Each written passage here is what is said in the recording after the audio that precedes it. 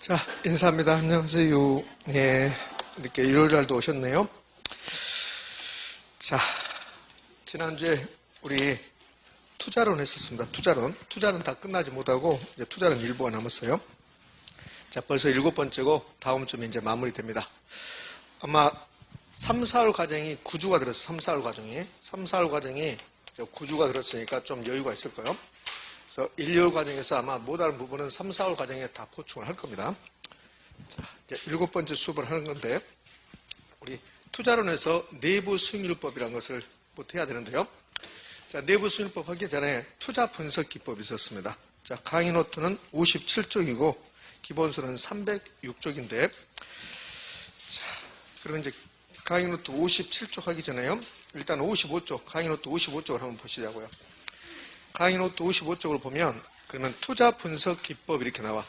투자 분석 기법 이렇게 나오면서 그 밑에 투자 분석 기법의 구분, 왼쪽에 화폐의 시장가치를 고려하는 방법, 이 5가지 암기사항이라고 했습니다. 그다음에 오른쪽에 화폐의 시장가치를 고려하지 않는 거, 이건 암기사항이 아니에요. 그러니까 왼쪽에 5가지만 암기사항, 이 5가지가 아니면 전부 다 화폐의 시장가치를 고려하지 않는다. 그래서 이 5가지, 순현재가치법, 수익성지수법, 내부수익률법, 연평균 수용가법, 현가해수기관법. 그래서 순수내라고 외운다. 순수내. 그리고 그 밑에 2개, 4번하고 5번은 특징이 현가란 말이 들어갔죠. 현가. 현가란 말이 들어가거나 할인이란 말이 들어가면 화폐의 시장가치를 고려한다는 뜻이다. 그래서 4번, 5번은 굳이 외울 필요 없죠. 왜? 우리 머릿속은 현가 들어갔다. 할인 들어갔다. 그럼 화폐의 시간가치 고려한다. 이런 뜻이잖아요. 그러면 화폐의 시장가치를 고려하는 방법은 5가지 정도 우리가 기억해야 되는데, 근데 그 중에서 순수내 이렇게. 그럼 순현가법, 수익성지수법, 내부수익률법이 또 중요성이 있어요. 그다음에는 순현가법, 수익성지수법은 지난주에 이제 공부를 했고, 3번 내부수익률법을 이제 공부하지 않았어요. 자, 그다음에 오른쪽에 화폐의 시장가치를 고려하지 않는 방법은 기억할 필요 없어요. 여기 순서를 기억할 필요 없고, 3번 어림셈법하고 4번 비율 분석법이 자주 출제돼요. 자, 그러면 일단 이렇게 구분했고, 57쪽, 강의 노트 57쪽이고, 그 다음에 306쪽에 내부 수익률법을 이제 펴보시자고요. 자, 이 부동산이 있으면 이 부동산이 투자 가치가 있다 없다 판단하는 것을 투자 분석 기법이라고 해요. 그러면 이 부동산을 순현가법으로 한다. 이제 봐요. 순현가법으로 투자의 타당성을 따진다. 그러면 먼저 순현가법의 개념을 알아야 돼요. 개념. 도대체 순현가법이 뭐냐? 순현가법은 이 부동산에 순현가라는 게 있는 거라고. 순현가. 그러니까 순현가가 지금 뭔지 모르지만 순현가가 있다고. 그럼 순현가를 계산한다고. 이거는 100% 계산이에요. 투자 분석 기법은 이게 투자 가치가 있다 없다를 판단하는 건데 뭐 가지고 판단해요? 수익은 얼마인가? 지출은 얼마인가? 그러니까 100% 계산 문제 될 수밖에 없죠. 그러니까 순현가를 계산하는 거예요. 그런데 순현가를 계산했더니 순현가가 0보다 크거나 같대. 순현가가 1억이래. 순현가가 1000만 원이래. 그럼 0보다 크잖아요. 그럼 투자하겠다. 0일 때도 투자한다. 이게 순현가법. 그럼 반대로 순현가를 계산했더니 순현가가 0보다 작더래. 마이너스 값이래. 순현가가 마이너스 1000이다. 그러면 0보다 작잖아요. 그럼 투자하지 않겠다. 이게 순현가법이야. 그럼 순현가법에서 가장 중요한 말은 뭐가 될까요? 순현가. 도대체 순현가가 뭐냐 이 말이죠. 순현가가 뭐길래 순현가 가지고 투자의 타당성을 분석할까? 그러니까 순현가법에서는 가장 중요한 말이 된다고요. 근데 우리 시험은 순현가에 대해서 개념 물어봐. 순현가가 뭐냐? 그다음 2번째, 그러면 순현가의 개념 알았다면 계산 문제, 순현가를 계산해봐라. 이렇게 된다고. 그럼 이제 개념만, 지금 계산 안 했으니까 개념은 외울 게 없어요. 왜 외우면 안 되냐면, 순현가의 개념이 딱 하나만 표시되는 게 아니라고요. 여러 가지로 약간 바꿔서 순현가의 개념을 시험에서 물어본다고요. 그러니까 순현가라는 것은 들어올 권리 상대는 수입이 있을 거야. 투자는 수입과 지출을 비교하는 거라고. 그러면 수입이 있을 것이다.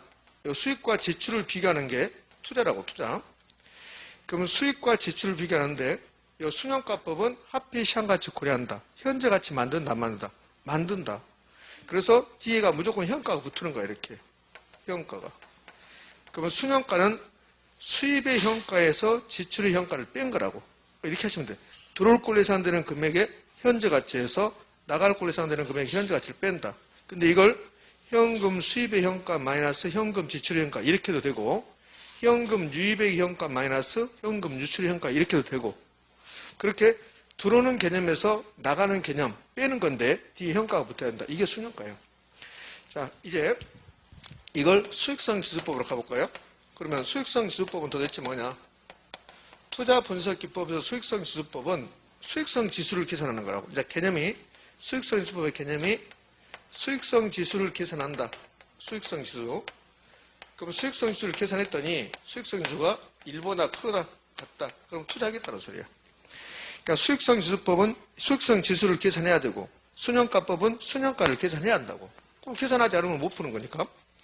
자, 그러면 이제 수익성 지수를 계산했더니 이 수익성 지수가 1보다 작다. 그럼 투자하지 않는다. 이렇게. 이게 수익성 지수법의 개념이야. 그럼 수익성 지수법에서 가장 중요한 건 뭘까? 수익성 지수겠지 뭐겠어. 수익성 지수. 도대체 수익성 지수가 뭐냐 이 말이지. 수익성 지수가 뭐길래 수익성 지수 가지고 투자의 타당성을 분석할까? 그럼 수익성 지수도 시험에 넣으면 개념 물어봐. 개념. 그 다음에 계산 문제 물어본다고. 그러면 수익성 지수 순현가 개념하고 계산 문제. 예전에는 계산에서 잘 냈는데 요즘은 좀 개념 내고 있어요. 개념. 거의 절반씩 같아요. 개념하고 계산이 절반씩. 개념이 5번 나왔다면 계산도 5번 나오고 이것도 마찬가지입니다. 자, 그러면 수익성 지수의 개념은 외울 필요 없다고 했잖아요. 이거 그대로 온다고 했잖아요. 그거. 이거 그대로 와서 현금 유입액 또는 현금 수입의 현가, 현금 지출의 현가, 지출의 현가 이렇게 쓰고 요 빼는 게 순현가, 나누는 게 수익성 지수. 그렇잖아요. 그러면 순현가법은 빼는 거고 순현가는, 수익성 지수는 나누는 거고. 그러면 끝났잖아요. 그러니까 수익성 지수가 시험에 나오면, 시험 지원에 요 수익성 지수가 딱 나오면, 그러면 여러분들은 반드시 요 뒤에 현가 있는 거 없는 거 확인하고, 그 다음에 분수시야. 수익성 지수는 분수라고. 이거 나눈 게 분수잖아요. 이렇게 게 분수. 그 분수시니까 분자 분모 바꾸는 거 보고 그러면 끝나는 거라고. 수익성 지수는. 자, 계산 문제는 차후에 하는 거고. 자, 여기까지가 순현가법 수익성 지수법이라고. 그럼 이 부동산 내부 수익률법으로 투자의 타당성을 분석하자. 자, 내부 수익률법. 그럼 패턴을 유심히 봐보라. 한번 봐보라고. 순현가법의 개념은 순현가를 구해서 순현가가 0보다 크나 같으면 투자 가치가 있다. 그 다음에 순현가가 가장 중요한 말이다. 그러면 수익성 지수법은 수익성 지수를 계산해서 수익성 지수가 1보다 크나 같으면 투자 가치가 있다. 가장 중요한 것은 수익성 지수다. 그럼 봐봐요. 내부 수익률법은 뭐가 가장 중요했는가? 내부 수익률이 가장 중요한 거지. 내부 수익률이. 내부 수익률법은 요 내부 수익률이 가장 중요한 말이야. 그럼 내부 수익률법의 개념은 이 부동산 내부 수익률법으로 투자의 타당성을 분석한다. 그럼 내부 수익률이 있는 거라고. 내부 수익률. 이 부동산에 내부 수익률이 있는 거라고.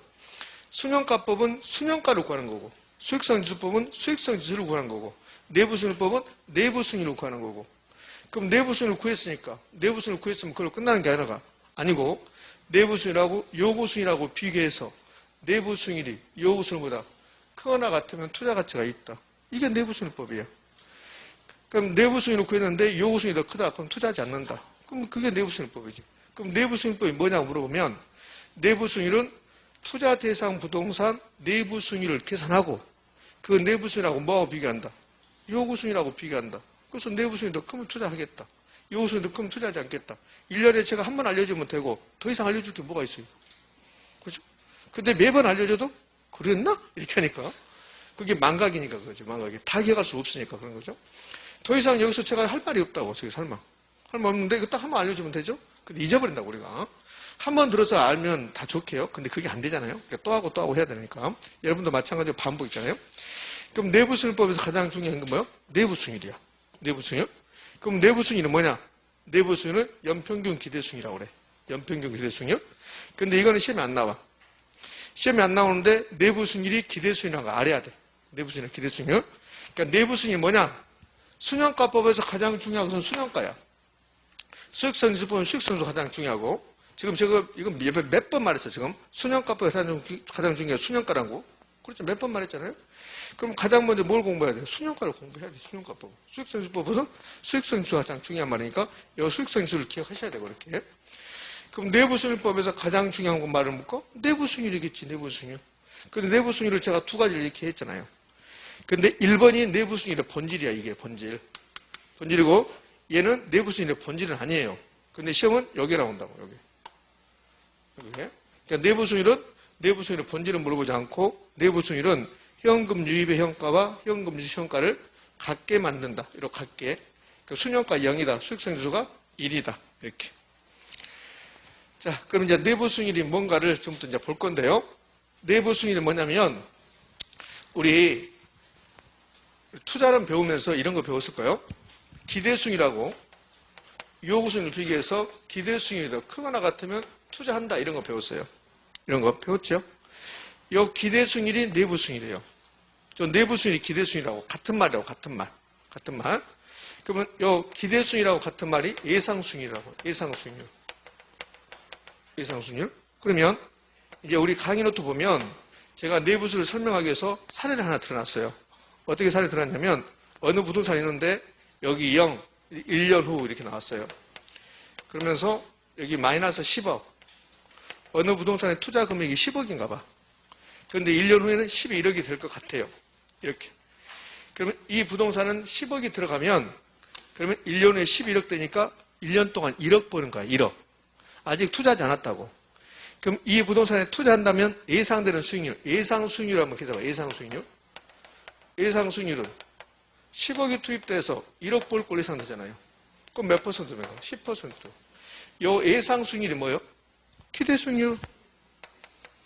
요 기대 수익률은 뭐예요? 내부 수익률. 내부 수익률. 됐습니까? 그렇지. 저 내부 수익률 계산 문제를 우리 시험에 한 번 냈어요. 내부 수익률 계산 문제. 보라고요. 내부 수익률 계산 문제. 이게 지금 기대 수익률 예상 수익률 10%가 잘 모르겠다. 그럼 지금 농담하는 게 아니에요. 이거 10억을 투자해야 되는데 1년 후에 11억 된다. 이게 예상 수익률이 10%다. 이게 안 되신 분들은 개론 점수는 높은 점수가 안 나온다는 거. 지금 이게 안 되신 분들은. 이거는 뭐 설명거리가 아니잖아요. 10억을 투자해서 11억 됐다. 그러면 예상되는 수익률이 10%다. 이게 나는 도저히 안 된다. 그럼 민법을 열심히 한다는 거. 개론 점수 높은 점수가 안 나오니까. 그러니까 요령. 공부 발령법이 있어야 되잖아요. 무조건 개론을 열심히 한다고 해서 점수는 많이 나온 거 아니니까. 그러면 상대적으로 나는 개론이 쉽다. 그러면 개론을 좀 열심히 하는 거고, 그 다음에 민법이 쉽다. 그러면 민법을 좀 더 많이 하는 거고, 이렇게 하는 거지. 이렇게. 예상되는 수익률이 10%. 이게 기대 수익률이라니까요. 이 기대 수익률을 뭐라 한다? 내부 수익률이라고 한다고. 내부 수익률. 내부 수익률. 자, 그러면 우리 실제 시험에 나왔던 거, 우리 실제 기대 수익률 계산 문제 나왔던 거 한번 해볼게요. 책에 있으니까 좀 이따 볼게 할 거 책은 제가 알려드릴게요. 0, 1년 후 여기서 5,000원. 5,000원이 투입된 거 5,000원. 5천만 원도 아니고 5,000원. 자, 그런데 1년 후에 6,000원이 될 것 같아요. 6,000원. 6,000원. 그러면 5,000원을 투자하면 1년 후에 6,000원이 될 것 같다. 이렇게 주면서 우리 시험에서 내부 수익률이 몇 퍼센트냐고 물어봤어. 내부 수익률이 몇 퍼센트냐. 그럼 뭘 구하면 돼? 기대 수익률 구하면 되잖아요. 내부 수익률하고 기대 수익률 똑같다 했으니까. 그럼 5,000원을 투자해서 6,000원이 되면 기대되는 수익은 6,000원입니까? 1,000원입니까? 1,000원이지, 1,000원. 5,000원 투입해서 6,000원 됐으니까 1,000원 버는 거잖아요. 그러면 요 기대 수익, 내부 수익률이 기대 수익률이니까 요 기대 수익률 구할 건데 5,000원 투입됐어요. 근데 1,000원 번다잖아, 1,000원. 이렇게. 그러면 기대되는 수익률, 내부 수익률 몇 퍼센트? 20%. 이게 우리 시험에서 내부 수익률 낸 계산 문제 낸 유일한 거예요, 이게. 이게 유일한 거라고요. 그러니까 이렇게 냈다고, 이렇게. 그러니까 내부 수익률이 뭐냐? 그러면 기대 수익률이라고. 기대 수익률. 됐죠, 이제? 근데 이걸 시험에 내는 게 아니고, 계산 문제는 이제 이걸 냈지만, 그러니까 내부 수익률이 기대 수익률이다. 그건 머릿속에 있어야 되고, 이제 이거는 물어보지 않아요. 내부 수익률이 기대 수익률입니까? 이건 물어보지 않겠지만, 그런데 요 내부 수익률이 요 세 가지는 암기사항이야. 지금 이 세 가지가 왜 이렇게 되는가를 제가 증명해 볼 건데, 증명이 안 되면, 여러분 이해 안 되면 그냥 암기하시라고. 어쩔 수가 없어요. 자, 암기하기 전에 봐봐요. 이 현금 유입의 현가가 1억이래. 그럼 현금 유출의 현가도 1억이야. 그럼 두 개가 같죠? 그럼 순현가는 현금 유입의 현가에서 현금 유출 현가를 빼는 거라고. 그럼 1억에서 1억을 빼는 거라고. 그럼 순현가는 몇 되는 거야? 0 되는 거야.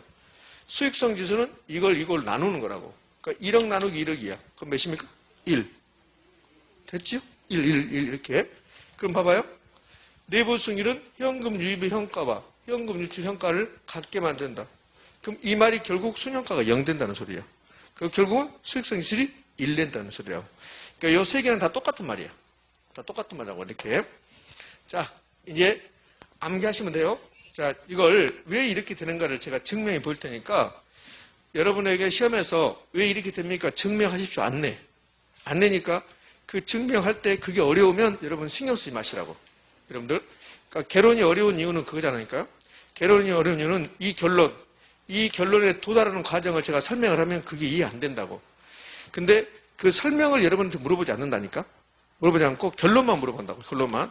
그러니까 설명이 이해 안 되면 이해하지 말아버리고 그거는 결론에 외우면 되잖아요. 여기에 5가지, 6가지다. 그러면 좀 힘들겠지만 3가지잖아요. 그 다음에 3가지인데 딱 하나만 하면 돼. 현금 유입의 현가에서 현금 유출 현가를 뺀 게 순현가야. 그럼 이 두 개가 똑같으면 1억씩 똑같으면 그럼 당연히 순현가는 0이죠. 그 다음에 순현가가 0이면 수익성 지수는 1이란 말은 매우 중요한 말이야. 그럼 순현가가 0이면 어느 경우도 수익성 지수는 1 되니까 요 같은 말이란 소리예요. 자, 강의 노트 있는 것을 제가 그대로 해볼게요. 아까 했던 거. 자, 0, 1년 후. 투자 이론에서 0은 현재라는 소리야. 그러니까 마이너스 10억. 지금 10억이 나간다는 소리야. 그럼 1년에 11억이 된대, 이렇게. 이렇게. 자, 그러면 이 부동산의 내부 수익률 한번 구해볼까요? 내부 수익률. 내부 수익률은 10%야. 아, 금방 알 수 있잖아요. 10%라고. 자, 그러면 이 부동산의 현금 유입액의 현가를 한번 구해볼까요? 현금 유입의 현가. 요 11억이 무슨 말이냐면 여기 현금 유입액이야. 현금 유입액. 여기 현금 유입액이라고. 유입액인데 현재 가치입니까? 미래 가치입니까? 미래 가치야. 이건 내가라 한다고. 그 다음에 요 10억은 나갈 걸 예상되는 금액이죠? 이거는 현금 유출액이야. 유출액. 현금 유출액, 현금 지출액이라. 이거는 현재 가치야. 현가야. 현가 이렇게. 됐지요? 그러면 현금 유입의 현가를 구하려면 이 현금 유입액을 이렇게 현재 같이 만드는 거야. 이렇게 한 것을 우리는 지난주에 할인한다고 이렇게 배워서 할인한다. 할인한다? 그러면 할인하려면 뭐가 있어야 되냐면 할인율이 있어야 돼. 할인율. 그래서 이제 할인율 이렇게 나오는 거야, 이제. 그럼 할인율을 여기다 8% 이렇게 준다고 이렇게. 이렇게 주면, 잡아요. 어떻게 하냐면, 이걸 이렇게 현재 같이 만들 때 11억을 나눈다고. 1 플러스 할인율, 이걸로 나눈다고, 이걸로. 그래서 8%니까 0.08 이렇게 나눈다고, 이렇게. 이렇게 하는 거야. 이렇게. 그러니까 현금 유입액을 현재 같이 만들려면 할인율이 있어야 되고, 그 할인율이 8%다.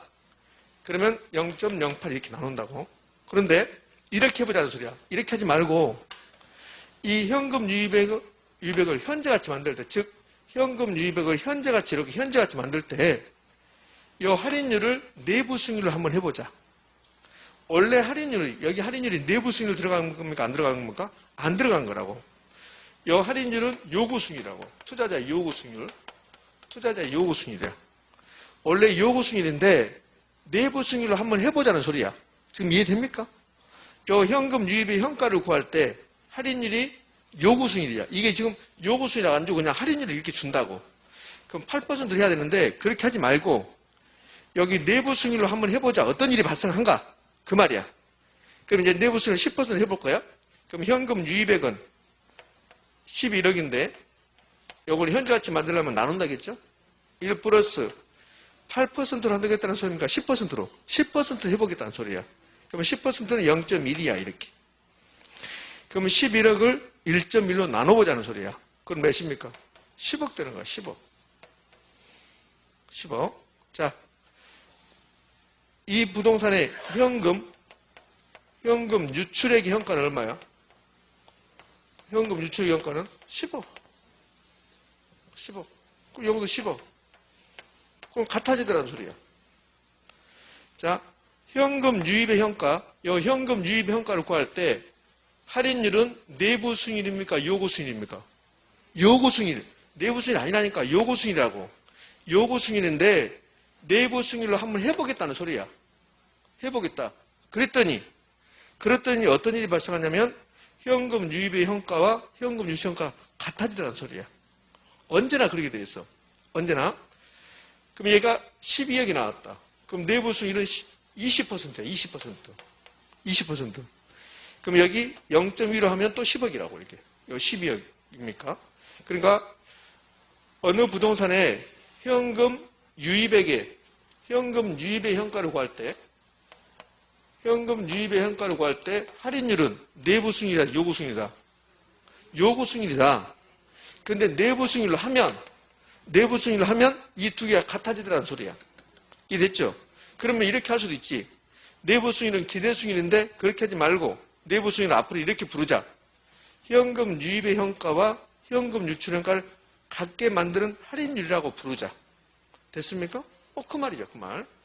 그러니까 현금 유입액의 현가를 구할 때 할인하니까 할인율이 필요한데 그때는 요구 수익률인데 요구 수익률로 하지 말고 내부 수익률로 했더니 이런 일이 발생하더라는 소리야. 현금 유입 현가와 현금 유입 현가가 같아지더라는 소리야. 그러면 현금 유입 현가도 10억이고 현금 유출 현가도 10억이면 순현가는 몇 되고? 0 되고 수익선수는 1 되고. 이제 이걸 암기하셔야지. 암기. 더 이상 없어요. 자, 갑니다. 이제 내부 수익이라는 것은 기대 수익인데 요거 외우면 안 돼. 뭐 연평균 기대 수익 막 외우면 안 된다고. 머리 있으면 좋고 없어도 상관없어요. 내부 수익은 기대 수익인데 이거는 시험에 내지 않고 시험은 내부 수익은 현금 유입의 현가와 현금 유출 현가를 같게 만들고 순현가를 0으로 만들고 수익선수를 1로 만드는 할인율이다. 그럼 이렇게 바꿀 수도 있겠죠. 내부 수익률로 할인하면 내부 수익률로 할인을 하면 순현가는 0이 된다. OX? O. 내부 수익률로 할인하면 수익선수는 1이 된다. OX? O. 내부 수익률이란 현금 유입액과 현금 유출액을 같게 만든다. 다시. 내부 수익률이란 현금 유입액과 현금 유출액을 같게 만든다. X. 요 현가. 무조건 현가가 있어야 한다고. 순현가법, 수익성지수법, 내부수익률법 요 세 개 순순에는 할인하는 거야. 현가는 거라고. 그 뒤에 무조건 현가가 붙어야 돼. 현가가. 그래서 내부수익이란 현금 유입액과 현금 유출액을 같게 만든다. 현가 빼버리면 틀린 말이야. 그러니까 시험 지문에 순현가 나왔다. 수익성지수가 나왔다. 내부수익 나왔다. 그럼 꼬리표 뒤에 현가가 있는 거 없는 거 확인한다고요. 현가 없으면 틀린 말이야. 의미하셨습니까? 이렇게. 자, 됐어. 이게 내부수익법이야. 뉴스법. 자, 그러면 강의 노트 보면 이제 5번에 순현가법, 수익성법, 내부수익법 비교하는데 그것은 지금 하는 게 아니라고. 지금 그렇게 하는 게 아니고 일단 여기 내부수익법까지 끝났어요. 자, 내부수익법이 끝나고 우리 책을 보면 그러면 306쪽에 하다 가운데쯤에 내부수익법 나와. 그래서 개념 나왔잖아요. 개념 나왔는데 그 개념은 의미가 없는 거고. 자, 그러면 니은에 보면 내부수익률법이란 투자에 대한 내부수익률과 요구수익률을 서로 비교하여 투자 결정하는 방법을 말한다. 올까 있을까? 오. 그럼 내부수익률법은 무엇과 뭘 비교한다? 내부수익률하고 요구수익률을 비교한다. 내부수익률하고 요구수익률. 근데 306쪽에 기출지문 가봐요. 기출지문 마지막에 두 개 중에서 밑에 거 봐봐요.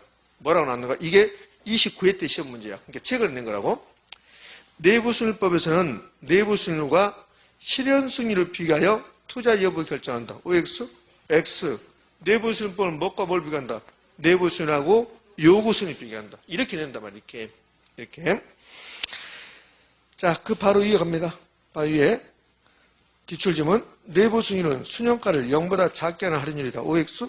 X. 0으로 만드는 할인율이다. 이렇게 나와야 되겠지. 자, 다시 306쪽에 그 내부수익률법에서 디귿. 그 디귿이 별표 3개야. 그 디귿이 이거라고, 디귿이. 디귿이 칠판에 있는 요거, 디귿이. 근데 그 디귿은 좀 잘못 써놨어요. 봐봐요. 디귿이 어디가 틀렸나 봐봐요. 제가 읽어드릴게요. 내부수익률법은 예상된 현금 수익과 지출의 합계를 서로 같게 만드는 할인율이다. 즉, 내부수익률은 순현가를 0으로 만드는 할인율이며 동시에 수익성을 1로 만드는 할인율이다. 어디 틀린 데가 있어요. 어디가 틀렸습니까? 현가란 말이 없잖아. 현가. 그 첫 번째 줄에 내부수익률은 예상되는 현금 수익과 지출의 합계를 서로 같게 만드는 할인율을 그랬죠. 현가란 말은 빠졌지. 수입의 현가와 지출의 현가 합계를 이렇게 해야 되지. 현가 말 빠졌지. 그 현가를 말 집어넣고 그 집어넣은 별표 3개짜리. 이렇게. 그 밑에 니을은 필요 없어. 니을은 찢어버려 그냥. 이렇게. 예, 됐어. 자, 나머지 내용도 있어요. 다른 내용도. 근데 일단 여기까지 하는 거야. 내부순위법이 나오면 가장 많이 나오는 게 이 말이야. 뭐 다른 말도 있겠지만 가장 많이 나오는 게. 자, 그 다음에 308페이지가 와요. 308페이지 갔더니 순현가법과 내부순위법 비교 나왔죠. 이렇게. 근데 지금 공부하는 게 아니라고. 순현가법이 더 좋은 방법이에요. 순현가법이 우수 이렇게 써놓으라고. 순현가법이 우수한 방법이다. 순현가법이 더 좋은 방법이에요. 그럼 순현가법이 선호될까? 내부순위법이 선호될까? 순현가법. 그래서 기출지문 두 번째 봐봐요. 기출지문 두 번째. 일반적으로 내부순위법보다 순현가치법이 투자증거로 선호된다. OX? O. 순현가법이 더 좋은 방법이다. 이 말이라고. 되셨습니까? 예. 자, 이제 309쪽. 오늘은 많은 것을 하지 않고 여러분 눈빛 보고 여러분이 알 때까지 해야 되겠다. 어차피 집에 가면 다 모른다는 걸 알아. 집에 가면 다 이 문장 알겠지만 그래도 그냥 픽 가는 것보다 여러분 눈빛 보고 알 때까지 해보자. 자, 기출지문 봅시다. 기출지문. 자, 순현가법 관련해서 기출지문 아까 다 봤던 거야. 자, 1번 내분수법은 순현가를 0보다 작게 하는 일이다. OX? X. 아까 봤잖아요. 맞죠? 기출지문이 기출문제가 가장 중요해요. 그러니까 3월달부터 여러분들 기출문제 한다고 했잖아요. 오후에 하시라고. 돈은 좀 들어갈 거예요. 돈 들어가는데 하셔야 되고 만약에 기출문제를 하지 않는다. 그러면 기출문제집은 반드시 있어야 돼. 기출문제집은. 그러니까 기출문제를 수업을 듣든 안 듣든 기출문제집은 반드시 있어야 된다고. 나 기출문제집 없이 합격했다. 그런 사람도 있어요. 근데 거의 불가능에 가까우니까 기출문제집을 계속 보셔야 한다고. 수업 여부나 상관없이. 그러니까 기출문제집이 두 가지가 있다고. 어떻게 두 가지가 있냐면 그러니까 우리 박물관은 예전에 딱 하나만 있다가 다른 뭐 애들도 있고 많이 있잖아요. 거기서 이게 전부 다 어떻게 보면 수험생들에게 빨리 합격하는 길을 열려주는 거고 또 어떻게 보면 그 학원들의 수익을 창출하는 수단이 될 것도 하는데 기출문제집을 두 가지 종류가 나온다고. 모든 학원이 그렇게 나와요. 모든 학원이. 그러니까 단원별 기출문제라고 있는 거야. 단원별. 내용은 똑같아요. 여러분들. 문제는 똑같다고. 단원별 기출문제는 우리가 지금 투자론 배우잖아요. 그럼 투자론에 대해서 문제가 쭉 나오는 게 있다고. 우리가 내부순위법 배우니까 내부순위에 대해서 문제가 쭉 나온 게 이게 있고 이게 단원별 기출문제야. 그럼 탄력성에 관해서 그동안 탄력성에 관해서 25회부터 해서 이렇게 쭉 나온다. 이렇게 중요한 문제가 그렇게 하나 있고 또 하나는 해차별 기출문제가 있어요. 해차별. 해차별 기출문제는 31회 때, 30회 때, 29회 때 이렇게 쭉 단원별 아니라 해차별 순서대로 쭉 이렇게. 그 해차별 기출문제는 31회 때부터 해서 26회 때까지 6년 동안. 여기 있는 거 기출문제가 봐요. 40문제 곱하기 6이잖아요. 그럼 얼마입니까? 240문제.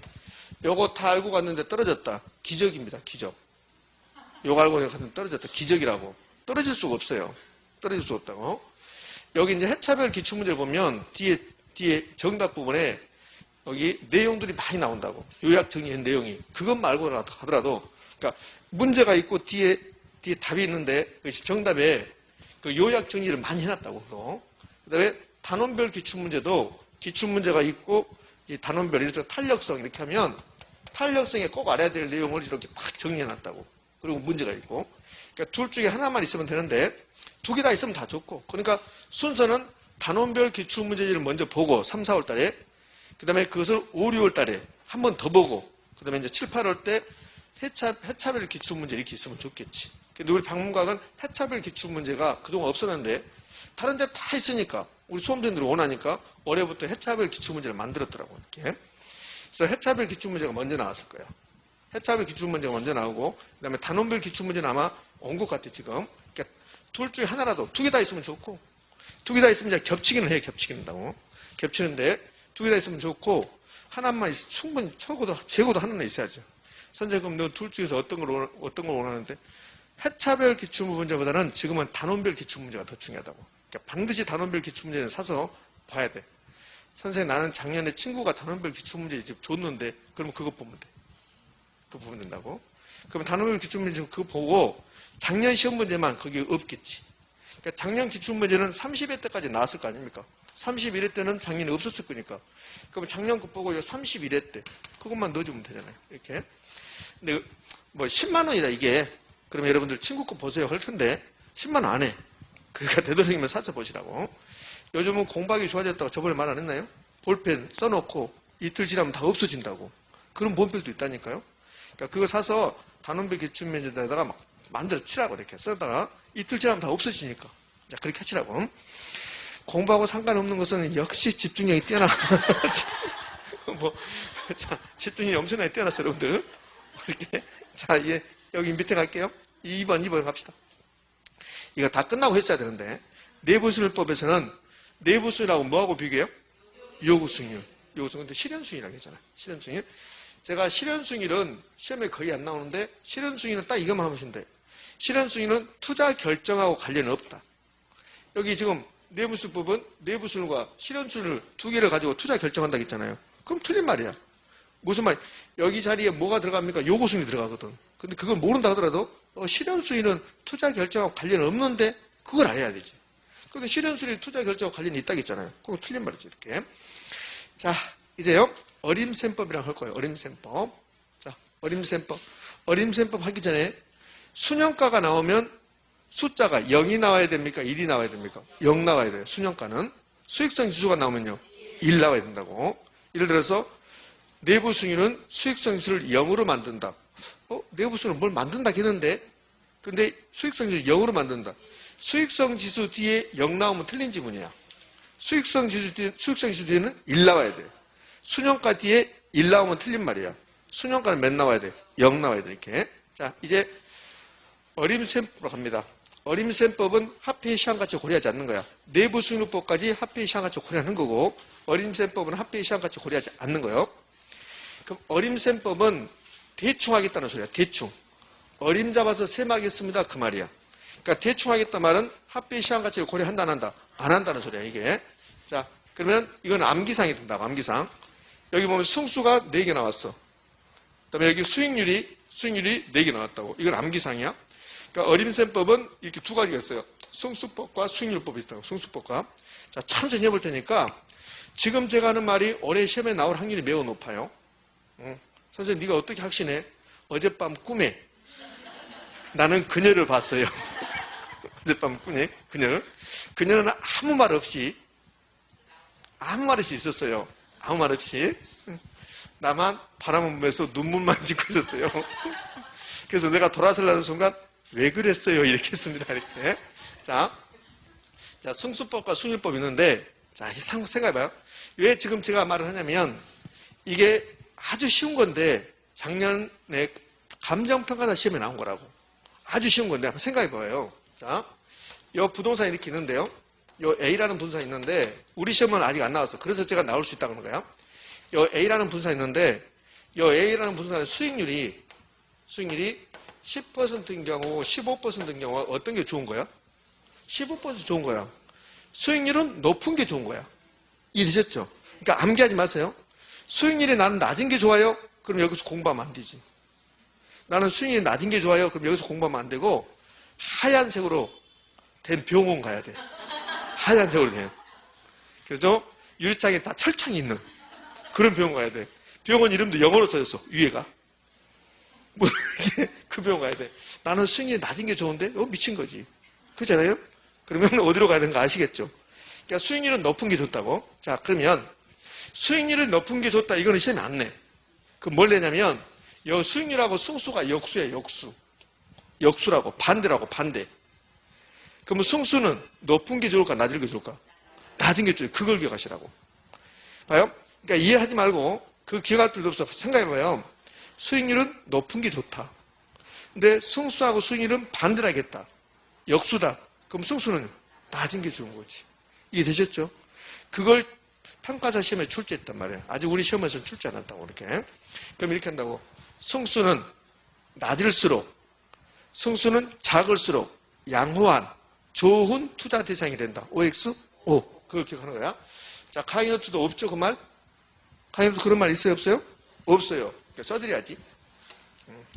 오늘은 일요일 날이니까 내가 주님의 마음으로 아주 친절하게. 승수. 승수를 다른 말로 자본 해수익이 아니라고 그래요. 좀 이따 할 거예요. 다시. 승수를 자본 회수기간. 승수는 작을수록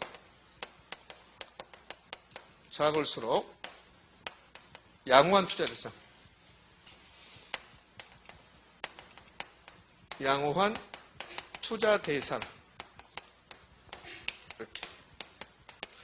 그러면 이제 양호한 투자 대상을 또는 유리한 투자 대상 또는 유리하다 이렇게 한다고. 승수는 낮을수록 유리한 투자 대상. 의미 아셨죠? 네, 여기 있잖아요. 자본의 수익가는 짧을수록 이게 이제 승수거든. 승수. 이게 승수라고요. 자, 승수하고 자본의 수익은 똑같은 말인데, 자, 이거 쓰시면 돼요. 여러분들이 이거. 강의 노트 이 말이 없으니까. 이거 쓰시면 되는데, 제가 이제, 이 자본 회수기간에 한번 뜻을 알려드릴게요. 자본 회수기간. 자본 회수기간이 무슨 말인가? 자, 집에 가면 이제 기억이 없어요. 기억이 없지만 여기서만 이해하면 돼. 선생님 나는 여기서도 이해 안 된다. 그러면 곤란해지니까 여기서 이해해 보시라고. 이 부동산 투자 금액이 10억이야, 10억. 그러면 이 부동산 투자하면 내 돈이 10억이 나간 거야. 내 자본이 10억이 나갔다고 그래. 자본이 10억. 자, 그러면 투자했으니까 이 부동산에서 나에게 수익을 갖다 주겠죠. 수익. 그래서 이 부동산이 1년에 순영업소득이 1억이래. 1억. 그러면 이 부동산에 투자된 금액이 10억인데 근데 1년에 순영업소득이 1억씩 나온대. 그럼 요 10억이 자본이 투입된 거야. 자본이. 요 10억이 투입된 자본이라고. 투입된 자본이 10억인데 자본을 투입했으면 이 자본을 빼내야 되잖아요. 이 분산 내가 10억 주고 샀어. 근데 이 분산이 1년에 나에게 1억씩 돈을 벌어다 준대. 1억씩. 그러면 10억을 빼낼 때 몇 년 걸린 거야? 10년. 그걸 자본 회수 기간이라고 한다고. 자본을 회수할 때 걸리는 기간. 이해됐습니까? 자본 회수 기간 한다고. 그럼 이제 생각해봐요. 자본 회수 기간은 길어야 될까 짧아야 될까? 짧아야지. 됐습니까? 그러면 이 경우는 자본 회수 기간이 몇 년이요? 10년. 그러니까 10년 만에 내 돈을 다 회수한다는 소리야. 근데 이게 순영업소득이 2억이라 이거야. 2억. 2억이면 자본 회수가 몇 년이야? 5년. 짧아야 되겠지. 그럼 1년 만에 회수할 수도 있겠죠. 순영업소득이 1억이다. 그럼 1년 만에 회수할 수 있겠죠? 그럼 자본 회수 기간은 길어야 한다, 짧아야 한다? 짧아야 한다. 그 자본 회수 기간을 승수라고 해요. 승수. 그러니까 승수하고 자본 회수 기간이 똑같은 말이야. 자, 처음부터 어림셈법은 합표의 시한 가치를 고려하지 않는 방법인데 승수법과 수익률법이 있단다. 수익률은 높을수록 좋다면 승수는 낮을수록 좋은 것이다. 승수는 낮을수록 자본의 수익은 승수하고 자본의 수익은 똑같다. 자본의 수익은 짧을수록 유리한 양호한 투자 대상이 된다. 됐습니까? 이제 승수가 이렇게 4개 있는데 이 승수 이제 암기하셔야 돼. 암기. 만드는 법은 이미 기초인문과정에 다 해드렸는데 안 했구나. 미안해요. 제가 헷갈리네. 다른 학원은 기초인문과정을 2달 했는데 우리는 1달밖에 안 했으니까. 자, 잘 봐요. 아무것도 아니니까. 요 승수가 나오면 무조건 분수식이야. 다 분수식이잖아요. 분수식인데, 근데 총소득 승수 보면 승수 앞에 말이 총소득이야. 총소득인데, 이 총소득이 이 분모로 밑으로 가는 거예요. 이렇게. 자, 승수 나왔습니다. 승수 나왔어요. 승수 나오면 분수식이야. 분수식인데, 총소득 승수. 그럼 승수 앞에 말이 총소득이죠. 이걸 총소득을 분모로 간다는 소리야. 선생님 나는 분자하고 분모가 이해 안 된다. 그 밑으로 간다. 밑으로. 자, 그다음에 순소득 승수 봐봐요. 이 영업은 생략할 수 있습니다. 그러면 순소득 승수는 이 승수 앞에 말이 뭐예요? 순소득이죠. 순영업소득? 분모로 갔잖아요. 세전현금 수지 승수 앞에 말이 세전현금 수지죠? 세전현금 수지가 분모로. 세후현금 수지 승수 앞에 말이 분모로. 이렇게. 이 수지하고 똑같은 말이 흐름. 그러니까 세전현금 수지 승수하고 세전현금 흐름 승수하고 같은 말. 이해되셨죠? 이렇게. 자, 그러면 승수가 나오면 무조건 승수 앞에 말을 밑으로, 분수식 밑으로, 분모로 보낸다. 그리고 분자를 봐봐. 분자가 위에 거니까. 분자는 공통점이 투자액이야, 투자액. 투자액. 여기 총소득 승수도 총투자액, 투자액이죠? 다만 앞에 말이 달라. 투자액인데 총소득 승수하고 순소득 승수는 총투자액이야. 이렇게. 그런데 세전현금 승수하고 세후현금 승수는 지분투자액이야. 그러면 끝났죠. 자, 승수 만들어 봅니다. 승수 나오면 분수식이다. 승수 앞에 말이 분모로 간다. 밑으로 간다. 위에는 투자액이다. 투자액인데 두 개는 총투자액이고 두 개는 지분투자액이다. 그러면 요 소득이 나오면 소득이 나오면 총투자액이야. 총투자액. 지난주에 이번 주에 했다고. 아는 것 같죠? 요거 아는 것 같죠? 했습니다. 여기 현금흐름 배웠죠? 현금흐름. 자, 강의 노트. 여러분 이게 민법 공부원이라고 개론 다 잊어버렸죠 지금. 네. 강의 노트 54쪽 가봐요. 강의 노트 54쪽 가면 영업현금흐름 이렇게 나왔죠? 그러면서 출제 유형의 4번 봐봐. 4번. 출제 유형의 4번. 소득이 나오면 뭐라고 써놨어요? 총투자액. 자, 7번 봅시다. 요 소득. 총소득. 순용업소득. 총투자액. 그 밑에 수지 나왔죠? 수지는 무슨 투자액? 지분투자액. 7번 봅니다. 세전현금 수지, 세후현금 수지. 그러면 지분투자액. 맞죠? 안 배웠다가 말할 수 없겠죠? 그렇지. 근데 배운 기억이 없지, 여러분들. 그게 공부야. 분명히 배웠는데 배운 기억이 없는 거야. 뭐 하자는 거야? 이렇게 된다고, 이렇게. 됐잖아요? 자, 그럼 정리하고 가죠. 정리. 자, 승수가 나왔습니다. 그럼 분수식이다. 승수 앞에 말이 분모로 간다. 밑으로 간다. 위에는 투자액인데, 그런데 소득이 나오면 총투자액이고, 수지가 나오면 지분투자액이다. 그럼 끝난 거죠. 자, 그 다음에 시험 문제 이제 빨리 푸는 방법. 요 총소득 승수가 나오잖아요? 그러면 시험 지문에 총소득 승수가 나오면 총소득이란 말 나와야 되고, 총투자액이 말 나와야 돼. 총소득 승수가 나왔는데, 시험 지문에 나왔는데, 총투자액은 나왔어. 근데 총소득이 안 나와. 그럼 순용업소득이 나온다. 그럼 틀린 말이에요. 그러니까 총소득 승수에서는 먼저 총소득이 나와야 돼. 그 다음에 총투자액이 나와야 되고, 그러면 총소득 승수가 시험에 나왔는데 지분투자액이 나왔다. 무조건 틀린 말이야. 볼 것도 없어. 총소득 승수가 나왔는데 시험 지문에 지분투자액 나오잖아요. 볼 것도 없으면 무조건 틀린 지문이야. 의미하셨죠? 그러면 총소득 승수가 나오고, 승수가 나왔는데 지문에 총투자액도 나오고 총소득도 나왔어. 그러면 모두 옳은 말 아니야. 일단 옳은 말이야. 왜? 분자분모 바꿔버리니까. 그러니까 총소득 승수가 시험에 나오면 먼저 총투자액인지 지분투자액인지 확인하는 거야. 지분투자액 나오면 무조건 틀린 말. 다른 볼 것도 없고 총투자액이 나왔어. 그 다음에 총소득이 나왔는가 안 나왔는가 보는 거야. 총소득도 나왔어. 그럼 옳은 말이에요. 일단 옳은 말이야. 근데 무조건 옳은 게 아니라 분자분모 바꿀 수 있다는 거. 의미하셨죠? 그러니까 봐봐. 총소득 승수가 나왔는데 총투자액이 안 나오고 지분투자액 나오면 X. 총소득이 안 나오고 뭐 순용업소 나왔다? X. 두 개 나왔어. 두 개 나왔다면 무조건 O는 아니라고. 분자분모 바꿔버릴 수 있으니까. 이해되셨죠? 그 나머지 것도 요령 똑같음. 그러면 순소득 승수가 시험에 나왔습니다. 그러면 순소득하고 총투자액이 지문에 나와야 돼. 근데 총투자액이 아니라 지분투자가 나왔다. 그럼 무조건 X. 그 다음에 순소득이 안 나오고 다른 소득이 나왔다. 그러면 X. 분자분모 바꾸는 거 보시면 되고. 됐죠? 여기도 같은 요령. 자, 이제 여기는 수익률법인데 이거는 이 수식은 지금 하지 말라고. 왜 할 필요 없냐면 총소득 승수하고 여기 총자산 회전율이 역수관계 있는 거야. 역수. 자, 그것만 하시면 돼. 일단 여기 승수를 만드시라고 여러분들이. 승수를 만들 수 있어야 되고 이게 만들어지면 이제 머릿속에 입력됐다. 그러면 총소득 승수와 총자산 회전율이 역수관계 있습니다. 이제 이거 하면 돼. 그 다음에 순소득 승수하고 뭐가 역수관계 있다?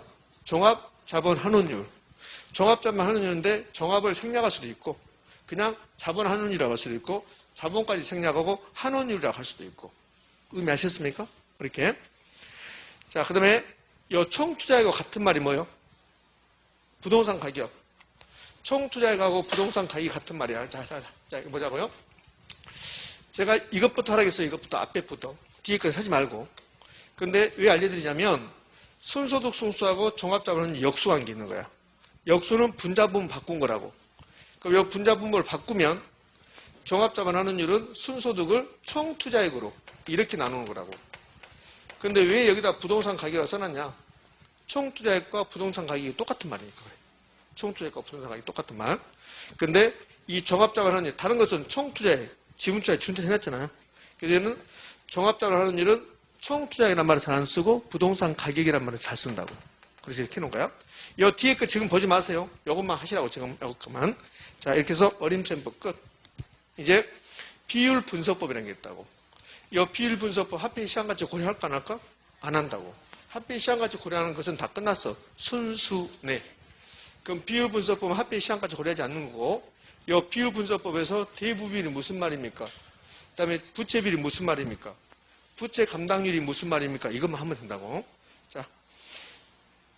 자, 대부비율은 요 수식도 알 필요 없고, 대부비율을 다른 말로 저당비율, 차입비율, 대출비율, 타인자금비율, 융자비율.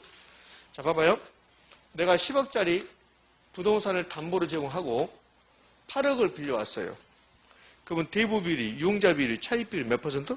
80%. 그 말이야, 그 말. 그 말. 내가 10억짜리 부동산을 담보로 제공하고 6억을 빌려왔어요. 그러면 대부비율은 60%. 대출비율 60%, 융자비율, 저당비율 60%. 그러니까 대부비율하고 똑같은 말이 너무 많은 거야.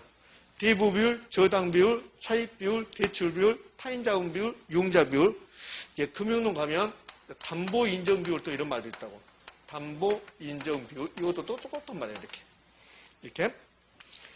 자, 이제 대부비율의 요 수식은 필요 없어요. 수식은 지금 할 필요 없어요. 자, 그럼 물어볼게요. 요 대부비율이 높아졌습니다. 대부분이 높아지면 다 높아진다고 그래, 그냥. 지금 이해하지 말고. 대부분이 높아지면 다 높아지는데 요 지분 비율만 낮아지는 거야. 자, 대부분이 높아지면 대출금이 높아지고 이렇게 하거든. 그거 기하지 말고 대부분의 뜻, 요 공식 잘 안 물어봐요. 안 물어보고 대부분이 나오면 대부분이 높아졌다. 그럼 부동산 수요는 증가한다, 감소한다? 대부분이 높아지면 요것만 낮아진다 했잖아요. 여기다 다 쓰지 않는다고. 그럼 대부분이 높아지면 부동산 수요는 증가, 감소? 증가. 대부분이 높아지면 요것만 낮아진다니까, 요것만. 지분 비율만. 대부분이 높아지면 수요는 증가지, 돈을 많이 빌렸으니까. 이해됩니까? 그러니까 이렇게 공부하면 안 된단 말이에요. 봐봐. 대부분이 높아지면 수요도 증가한다. 부채비율 높아진다, 채무비용 높아진다, 대출금 높아진다, 이렇게 하면 안 된다고. 이렇게 하지 말고, 대부분이 높아지면 다 높아지는데 지분비율만 낮아진다, 이렇게 하시란 말이에요. 지금 이해가 안 돼요? 됐지. 그럼 됐어, 이제. 자, 됐습니다. 자, 그 다음에 대부비율 나왔습니다. 대부비율. 그럼 이건 남의 돈 비율이야. 그럼 내 돈도 나와야 되겠지. 내 돈을 지분비율이라고 그래. 지분비율. 자, 그럼 보게요. 이 대부비율이 20%야. 그럼 100 중에서 남의 돈이 20이래. 내 돈은요? 80. 대부비율이 50%가 됐대. 그러면 지분비율은요? 50이죠. 대부비율이 80이 됐어요. 지분비율은요? 20. 됐죠? 그럼 유심히 봐봐요. 대부비율이 높아지고 있어요, 이렇게. 20, 50, 80 높아졌죠? 지분비율은 낮아지잖아요. 그러니까 대부비율이 높아지면 지분비율만 낮아진다, 이렇게 하시라고. 자, 그 다음에 요 20%가 0.2라고. 20%가 얘가 0.2고 80%는 0.8이야. 그럼 대부비율하고 지분비율 더하면 몇 될까? 1. 자, 100%인데 숫자는 1이라고. 그러니까 대부비율 플러스 지분비율은 1. 대부비율이 나오면 무조건 그 밑에 필연적으로 지분비율이란 말이 나와 있어야 돼. 대부비율 나왔습니다. 그럼 지분비율 더하면 몇이야? 1 이렇게. 50%는 0.5. 0.5. 역시 50%는 0.5. 그럼 1이잖아요. 그러니까 대부비율 나왔다. 그 밑에 무슨 비율? 지분비율. 더하면 1. 이렇게. 자, 이제 대부비율 끝났어요. 대부비율. 그 이제 부채비율 나왔어. 그럼 대부비율하고 부채비율은 같은 말일까? 다른 말일까? 대부비율하고 부채비율은 다른 말이야. 꼭 같은 말처럼 느껴져. 근데 대부비율하고 부채비율은 전혀 다른 말. 꼭 같은 말처럼 느껴진다고. 저도 20살 때 이 대부비율하고 부채비율 보면서 같은 말인 줄 알았어요, 실제로. 근데 다른 말이더라고. 다른 말. 그러니까 대부비율하고 부채비율은 다른 말이라는 거. 그럼 부채 비율은 뭐냐? 애우지 말아요. 애우지 마시라고요. 여러분 기억력을 신뢰하지 말라고 여러분 스스로. 자, 무조건 부동산학은 남의 돈을 먼저 쓰는 거야. 남의 돈. 그럼 타인 자본 이렇게 나왔어. 타인 자본. 그 밑에 내 돈 써야 돼. 자기 자본. 이렇게. 그리고 이러고 나눈 거. 이게 부채 비율이에요. 부채 비율은 타인 자본 쓰고 그 밑에 자기 자본 쓰고 나눈 거. 이게 부채 비율이야. 근데 타인 자본하고 똑같은 말이 저당이야. 저당 투자해. 내가 은행에서 5억 들여왔다. 내 돈도 5억이다. 그럼 저당 투자액이 5억이고 지분 투자액이 5억이라. 그러니까 다른 거 다 기억할 필요 없어요. 이거 하나만 보면 돼. 타인 자본을 자기 자본 나눴다. 그것도 할 필요 없지. 타인 자본 무조건. 부동산은 무조건 남의 돈 먼저. 그 밑에 내 돈 나누면 그게 뭐다? 부채 비율. 그래서 더 이상 쉽게 설명할 방법이 없어요, 여러분들. 제가 이게 신기하면 안 돼. 저 말이 무슨 저런 말이 있지? 신기하면 안 된다. 그냥 이 부채 비율이란 놈은 이렇게 하자고 정한 거야. 정한 거라고. 그러니까 타인 자본 쓰고 그 밑에 내 돈 쓰고 나서 나눠버린 거. 그게 부채 비율이라고. 근데 이 타인 자본이 저당이고 자기 자본을 지분이라고 그래. 회계학에서는 남의 돈을 부채라고 그래. 내 돈을 자본이라고 그래. 그러니까 이게 전부 다 부채 비율이야. 그 다음에 아까 우리 대부비율 했어. 대부비율. 그럼 대부비율 나오면 그 밑에 무슨 비율? 지분 비율. 지분 비율? 더하면 1이야. 이렇게 나눈 게 부채 비율이야. 나눈 게. 여기 전부 다 부채 비율이라고 했죠. 부채 비율. 자, 그럼 이제 부채 비율 뜻이 됐습니다. 이제 부채 비율 여기 수식 됐어요. 자, 그럼 봐요. 부채 비율이란 지분에 대한 저당의 비율이다. OX. 부채 비율은 지분에 대한 저당의 비율이다. 자본에 대한 부채 비율이다. OX. 근데 이 자본 자리하고 지분하고 똑같은 말이죠. 여기다 지분 써도 상관없다고. 자, 그 다음에 부채 비율은 지분 비율에 대한 대부 비율의 비율이다. 대부 비율을 지분 비율로 나눈 값이다. 됐습니까? 자, 됐습니다. 이제 요 밑에는 필요 없고, 그럼 이제 부채 비율 끝났어요. 그럼 대부 비율하고 부채 비율은 같은 말, 다른 말? 다른 말. 대부 비율하고 부채 비율은 다른 말. 자, 대부 비율 나오면 그 밑에 무슨 비율 나온다? 지분 비율. 더하면 1, 나누면. 요 대부 비율 나왔잖아. 대부 비율. 오늘 5시까지. 자, 대부 비율 나왔잖아요. 그럼 대부 비율 나오면 그 밑에 지분 비율 나온다니까. 더하는 것은 1, 나눈 것은 부채 비율. 그렇죠? 머릿속에 입력하시라고 그냥 대부 비율 나오면 무조건 밑에 지분 비율 나온다고 생각하셔야 한다니까. 자동적으로. 그리고 두 개를 해놓고 뭐 하자는 소리야? 더하거나 나눈다는 소리야. 더하면 1이고 나누면 부채 비율이고 그 말이에요. 이렇게. 자, 여기 지분 비율. 그러니까 무조건 대부 비율 나오면 지분 비율 나온다. 머릿속에. 대부 비율을 먼저 쓰는 거야. 남의 돈을 먼저 쓰는 거죠. 더하면 1, 나누면 부채 비율. 대부 비율 나왔다. 그 밑에 지분 비율 나와야 되고 더하면 1, 나누면 부채 비율. 자, 이제 부채 감당률. 요거 사실은 30분에 끝내야 되거든요. 30분. 지금 1시간이 넘어가고 있는 거예요. 지금 내부 수능부터 해서 여기까지 다른 학원은 30분에 다 끝내는 거예요. 근데 여러분 눈빛이 30분에 끝내면 아무것도 모르고 언니 가버리자 집에. 언니 나 집에 가자. 그럴 것 같아. 그러니까 지금 시간이 많이 걸리는 거예요. 30분에 끝내고 가야 된다고 이게. 그치? 자, 요 부채 감당률이 가장 시험에 잘 나오는 거야. 아까 대부 비율, 부채 비율보다 훨씬 잘 나온 게 이 부채 감당률. 부채 감당률은 엄청 잘 나와. 부채 감당률은 우리가 투자론에서 나오고 지금 좀 이따 배우는 금융론에 나오고 감정평가로 나오고 여기 부채 감당률이 엄청나게 잘 나와. 근데 눈 크게 뜨면 아까 부채 비율하고 대부비율보다 더 쉬워. 말 자체가 더 쉽다고. 아무것도 아니야. 잘 생각해봐요.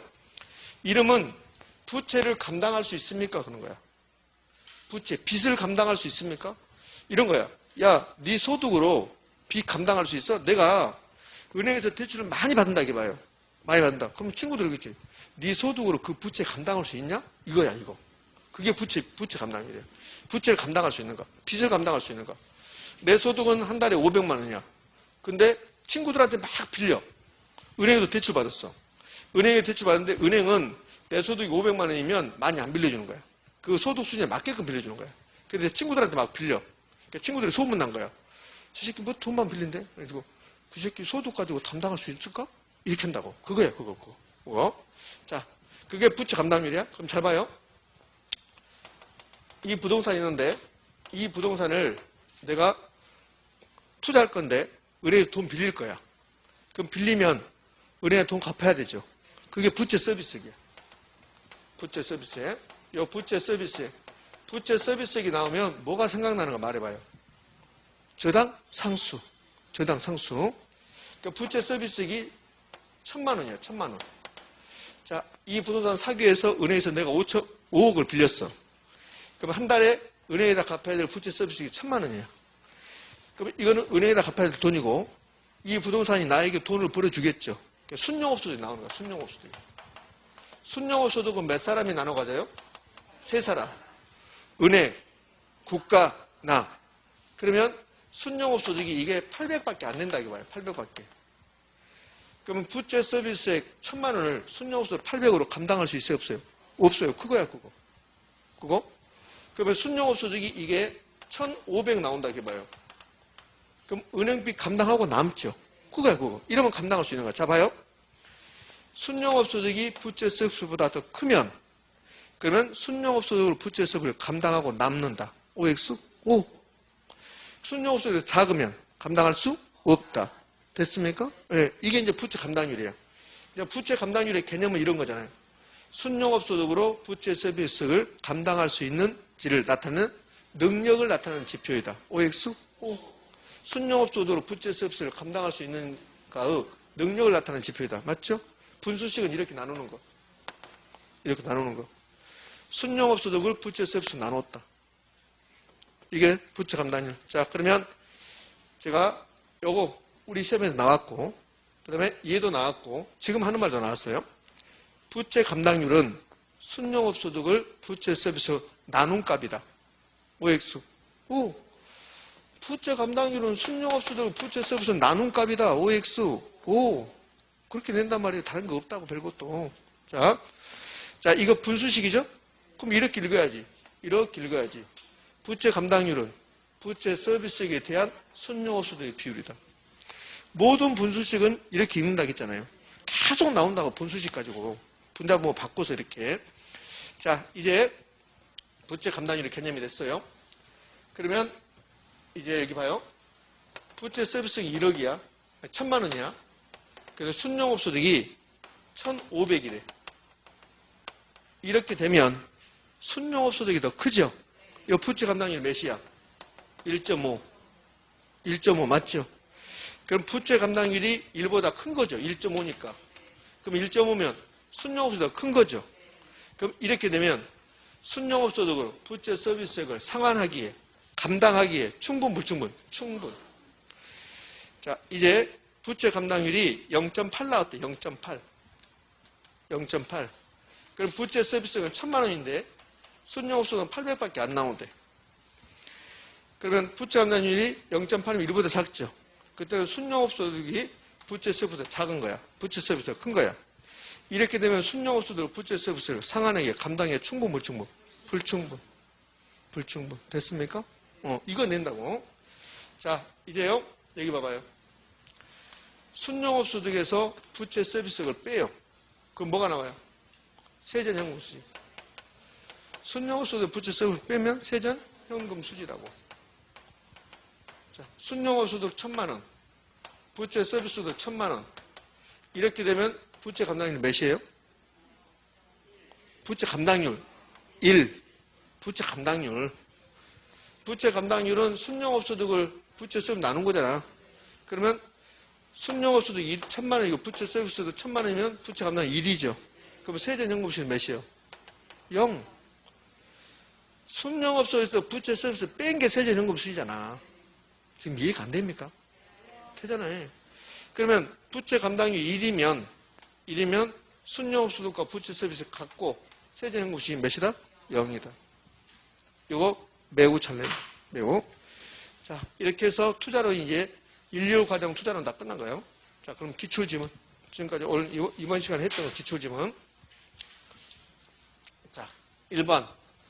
총소득 승수. 총소득 승수는 총투자액을, 총소득 승수니까 총소득이 나와야 돼. 총소득이. 총소득 나온다고 총투자액이 나와야 돼. 총투자가 나왔어요. 세후 현금으로 틀렸죠. 뭐가 나와야 돼? 여기에 총소득이 나와야 돼. 총소득. 이거 틀렸잖아요. 이렇게. 자, 2번 순소득 승수 나왔습니다. 그럼 무슨 투자액이? 총투자액이 나와야 돼. 소득이 나왔으니까 총투자액이 틀렸죠. 총투자 이렇게. 지분투자액이라 총투자. 그거 바로 알 수 있잖아요. 자, 3번 세전현금흐름 승수는 지분투자액을, 요 세전현금을, 요 흐름이 수지야, 수지. 그럼 지분투자액이 맞았잖아요.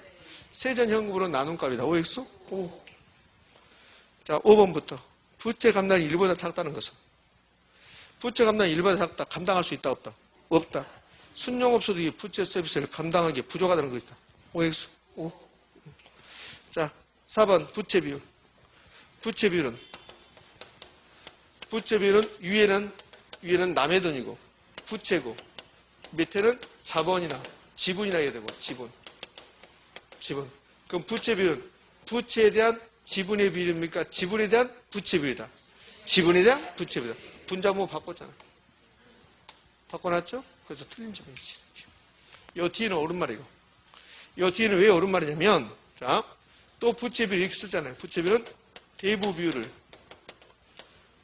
비율을 나오고, 그 밑에 지분 비율 나오며, 더하면 1이고, 나눈 게 부채 비율이죠.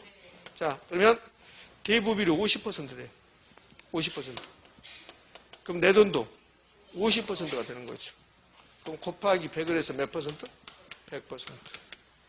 그러니까 대부 비율이 50이면 지분도 50이고 부채 비율은 몇 퍼센트고? 100%고. 그러니까 이 4번 지문은 틀렸어요. 틀렸는데 앞에가 틀렸어. 뒤에는 옳은 말이고. 이해됐습니까? 뭐 이렇게. 자, 이렇게 해서 투자론이 마무리됐어요. 투자론이 마무리되고 이제 금융론 남았습니다. 투자론이 완벽하게 마무리 안 됐으니까 여기 완벽하게 하려지 마시고 지금 제가 언급한 것만, 투자론 중에서 안 한 내용도 있다고, 그 내용은 지금 볼 필요 없어. 됐습니까? 예. 자, 쉬었다. 10분만 쉬었답니다.